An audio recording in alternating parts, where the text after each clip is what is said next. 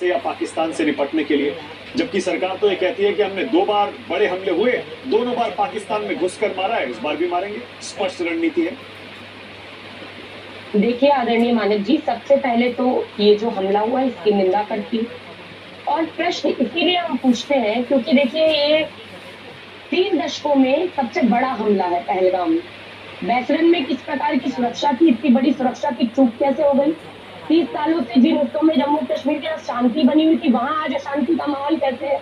तो क्यों ना पूछा जाए कि भाई इनके पास क्या रणनीति है? और रणनीति पर सवाल इसलिए भी उठते हैं कि आपको याद होगा जब पुलवामा के अंदर हमला हुआ तब हमने ये प्रश्न किए कि 300 किलो आरडीएक्स कहां से आया, आज तक जवाब नहीं मिला।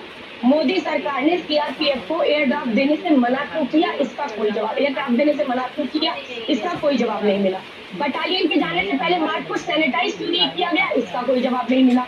और उसके बाद एक प्रेस वार्ता की गई, वहां पे गवर्नर ने जब बाद में प्रेस वार्ता की तब लोगों को उन्होंने खुलकर बताया कि भाई मोदी जी ने चुप रहने के लिए कहा था पुलवामा के हमले के बाद, तो क्यों चुप रहने के लिए कहा था, इसका कोई जवाब नहीं मिला। उसके बाद जिन जगहों पर 3 दशक से शांति थी, आज वहां पर हम देखते हैं कि 10 दिन हो गए अशांति का माहौल है। आप देख रहे हैं तनातनी बनी हुई है सीमा पर, सेना इधर से भड़क रही है, उधर से भड़क रही है। खास तौर पर मैं ये जरूर कहूंगी कि जब भी आतंकवाद की बात आती है, हमले की बात आती है देश पर, हम खड़े हैं सरकार के साथ, लेकिन ये सवाल व्यापक तौर पर पूछा जाना जरूरी है कि भैया सरकार की रणनीति क्या है। जबकि सर्वदलीय बैठक बुलाई जाती है, मोदी जी कहते हैं हम जी बहुत गंभीर है, मगर मोदी जी खुद सर्वदलीय बैठक में 1 घंटा भी शामिल नहीं हो पाते। मोदी जी गंभीर जरूर है, लेकिन आदरणीय मोदी जी बिहार के चुनाव को लेकर गंभीर है, अपने वोटों को लेकर गंभीर है। लेकिन मोदी जी किसी भी प्रकार से अगर आतंकवाद को लेकर गंभीर होते तो सर्वदलीय बैठक में कम से कम 1 घंटा शामिल होकर अपनी बात रखते, तो हमें भी समझ में आता कि उनकी रणनीति स्पष्ट तौर पर क्या है।